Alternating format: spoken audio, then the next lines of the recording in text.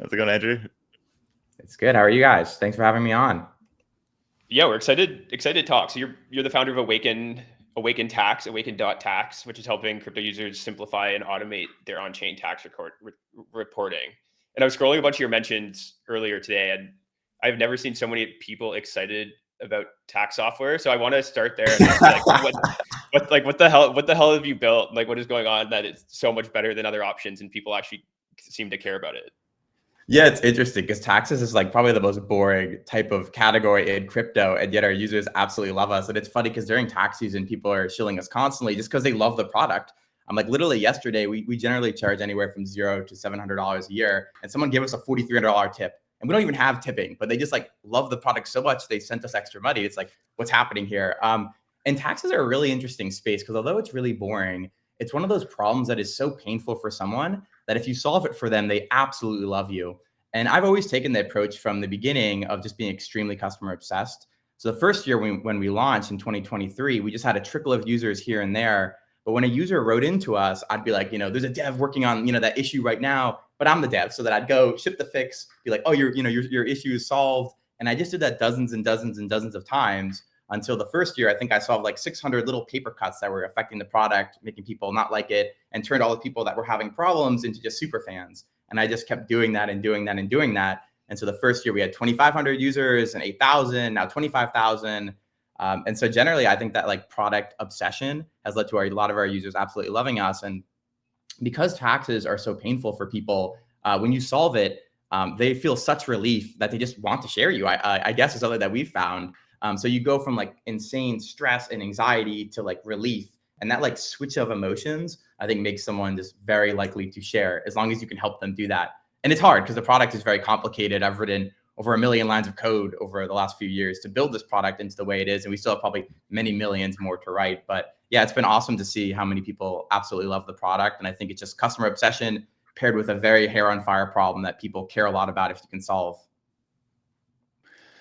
Yeah, I mean, it feels like some of the mid takes that we hear from investors these days are like, well, as crypto goes mainstream, the mainstream is just going to go crypto, which means that, things like Quick Tax, Intuit, et cetera, are just obviously going to step into the space and they have the distribution. They're going to be able to win.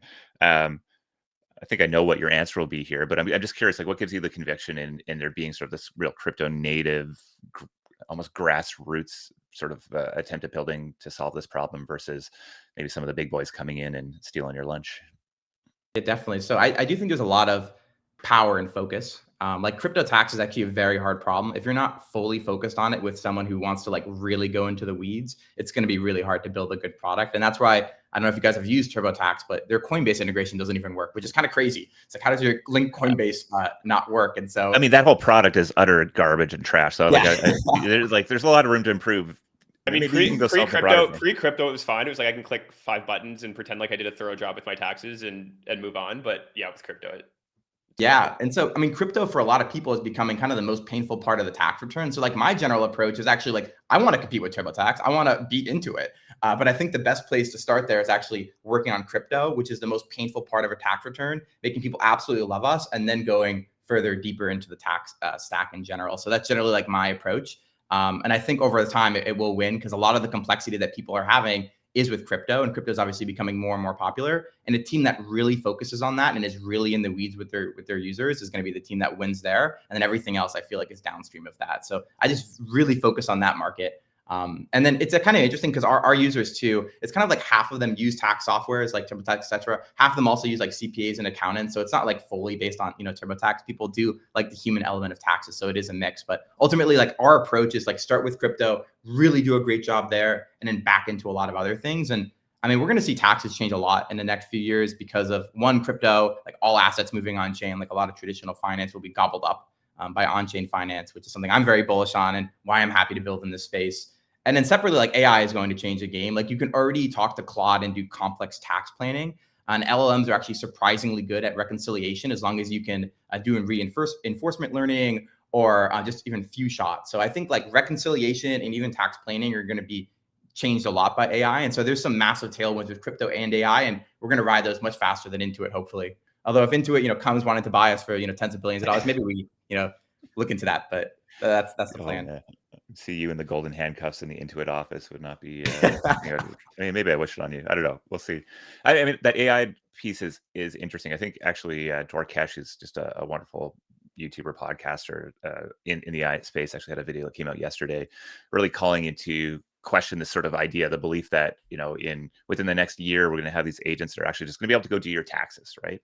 And he kind of broke down all the challenges, with the one being like the challenge of how poor these things are at actually reinforcement learning, two being the challenge of just how long it sort of takes for the agents to actually, even assuming you kind of get to a production sort of ready version of this, how long it takes for them to go do the work before you realize whether it's kind of made a mistake in it, sort of thing. So I'm curious, like, you have to make product decisions on a daily basis. You got to plan out, months, years into advance. How are you sort of approaching this AI shift as it relates to taxes? Yeah. So the problem with LLMs in general, to your point, like all those examples, is like they're very non-deterministic, right? So you don't always know, like they're not going to produce the same output every time. So if you're using it for like something creative where you can kind of go back and forth and there's room for error, like you're building a website, you're vibe coding, that's totally fine if it's like front, whatever it is.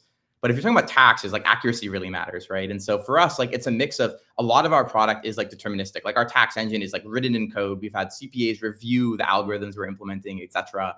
How you interpret a certain transaction to be taxable, non-taxable, if it's lending or staking or liquidity providing or whatever, like all of those things are like hard coded into our system. And as tax law changes in regions, we adapt. And so for us, it is like tax is actually very important to have a lot of determinism. We also have like a rule-based engine, which will take like, X smart contract and Y function means they're adding liquidity or they're staking, et cetera. So we definitely pair a lot of determinism and that stuff. And where we're kind of exploring with AI though, is AI is very good at, if you don't know what a transaction is, reading the logs and kind of like pointing you in the direction of maybe what it can be. And so for us in the short term, it is really like using LLMs to assist you in, figuring out what something necessarily is, but not just giving you the answer, being like, of course you have to check over these things, but paired with a lot of like determinism. But a lot of the labor right now in crypto tax is going through and understanding everything. And we try to make sure that the top protocols, the top things we support out of the box with deterministic, like we write code so that we know it works. And then there's a long tail of things. And I think AI can really help speed up processing the long tail. And then over time, maybe with things like tax planning, et cetera. Although I think a lot of that will be like preliminary research. It's almost like talking to ChatGPT about maybe something medical and then going to your doctor, but having like some context to bring with you to review with a CPA, et cetera. So like we work tightly with CPAs. We don't think CPAs are going anywhere either. And so I think it's like a world where like both kind of exist. And then we just use these tools to, like the whole agent. I really like the analogy of like agents in general are more like Iron Man suits. Like you put a human in them and they're operating and making sure it's not like a full robot. It's more of an Iron Man suit to empower people to do some of this tedious stuff a lot faster. Because some people are literally spending hundreds of hours in our software, and we should be able to get that down to hours. And I think AI will definitely help with that, paired with all the work we do on making sure we're supporting all the on-chain stuff in general. Yeah, so it sounds like you've been having some fun with VCs based on your tweets yesterday, and I'm curious what they aren't understanding about the opportunity you're going after, or is it just that tax software isn't sexy enough, or there isn't like a token coming, or Yeah, it's what's interesting. been the source of Probably this a lot challenge? of things. There's definitely not a token coming. I've like joked about it a couple of times, but ultimately, like I'm here to build for a very long time. And so I don't want to do anything that would distract from that. And I think having tokens with liquidity and you can't even really make them securities with dividends is not the way to go. So I'm definitely, as soon as an investor like asks about a token, I'm like probably not a good fit. I think for us, there's kind of like two pieces of feedback, and then I'll talk about yesterday a little bit too. So the first is like traction, like, oh, you don't have enough traction. And we get this a lot because like we are later to the game, like we're newer in this space and we have like some pretty big competitors. Although I think we're starting to beat them a lot. We're growing very, very fast and people really love us, as you guys can probably tell on Twitter. And I think that over time will just compound and compound and compound and make us the category leader. So usually it's about traction or market size. And for market size, like for a lot of these early markets, it's really hard to predict how big they are. Like ultimately, if you believe that on-chain finance will eat traditional finance and we'll have tens of millions of people on-chain throughout the world, like we have customers in Germany, US, Canada, like literally everywhere now. If you believe that on-chain finance will eat a lot of that, then the market becomes very large. But today, it's obviously not super large. It's for only a few $100 million a year. So those are kind of the two things. And then I'll say like one last thing about yesterday, which is really interesting. Like I started the day off and I checked my email and I'm just like reading a rejection. Like the first thing starting my day before my coffee is a rejection email. And like as a founder, it's like, oh man, that sucks. But I'm like, you know what? I'm going to try to turn it into something positive, which I feel like is the main thing for a founder. It's just like a mindset. And so I was like, I'm going to turn it into something positive. I'm going to write a tweet, put the tweet out there. And we've had some of the biggest names in crypto reach out to me. Like literally yesterday, I started my day with a rejection email. Today, I won't say his name until he's on our cap table, but like one of the biggest people in crypto reached out. He's like, can I please angel invest? Right. So it's just like the swing of emotion of like rejection email one day, like biggest, like you guys would know this person, asking to angel invest is just kind of crazy. And it's just really like mindset of like, I just look at everything that's negative, the rejection email, can I turn it into something potentially positive? And I just keep doing that over and over again. And I think it's worked well for Awaken so far, and I'll just continue to do it. Well, but I think that experience and this, I think the specific one was this idea of the moving goalposts, right? Like it's like, come talk to us when you have $1 million in ARR, and then you go talk to them, and it's like, okay, well, come Always back to us when you moving. have $10 million ARR. And so, I feel like there's sort of this weird dynamic where a lot of VCs don't like to shoot straight. You know, it's actually a weird incentive issue in especially in early stage where you kind of need to show up and be very positive and I want to keep my options open. Maybe you're going to go raise again in the future. Maybe you hit $10 million this year, and all of a sudden I'm like, oh shit, I want to make sure I have that relationship there. But it also creates this dynamic where you probably can't really trust what people are saying to you in the feedback you're given there. And so, and I think the emotional sort of process you have to go through as a founder when for people who haven't gone and done a fundraise, like there are dozens, hundreds, sometimes more rejections that you have to sort of deal with on a daily basis. And that's even just with investors. God, you're not even talking about customers. So, Yeah. And customers are even harder than investors to please. So, right, exactly. Yeah. So, I mean, can you maybe just take me through your thinking on like this? Because you build in public quite a bit. You're very prolific on the timeline talking about your process here. You get that rejection letter yesterday. What's your process for figuring out how do you go turn that into a positive?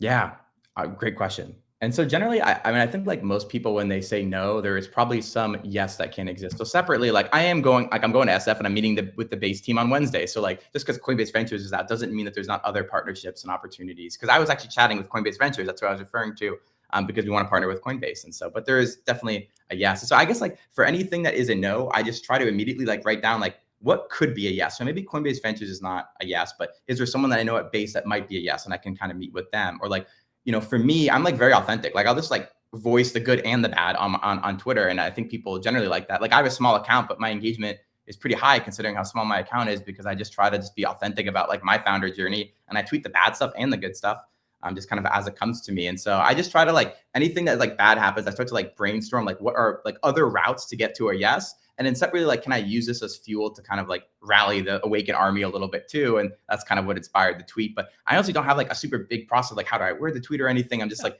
I take things that are happening to me and then I just try to word them in a way where I can share that to more people. I think that's very useful insight for folks. All right, so tax season's always just around the corner. Where should people be going? Like, what should we be doing? Help us do better at our taxes.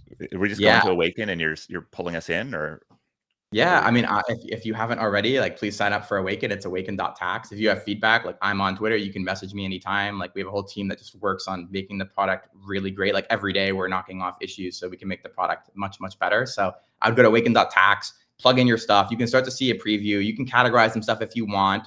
And then come back and during tax time and do your report. And we will be in the next few months shipping a lot of features to kind of like give you a little bit of a vitamin every day or, every week of like, hey, these are a couple of transactions we didn't know what they were. Maybe just like text us what you think they were. So that way, at least during tax time, you're not like overwhelmed with everything, because taxes are something that you don't really want to think about until it's kind of too late. And so prompting you with that. And then last thing I'll say is like in November, we have a suite of tax loss harvesting tools and you can save some serious money. We've helped people save hundreds of thousands of dollars on taxes, just loss harvesting. So I would definitely come back in November. But sign up for Awaken. If you have feedback, DM me. I'll even give you like a discount code if you DM me ahead of tax season. Yeah. So there's an incentive. Let's go. There we go.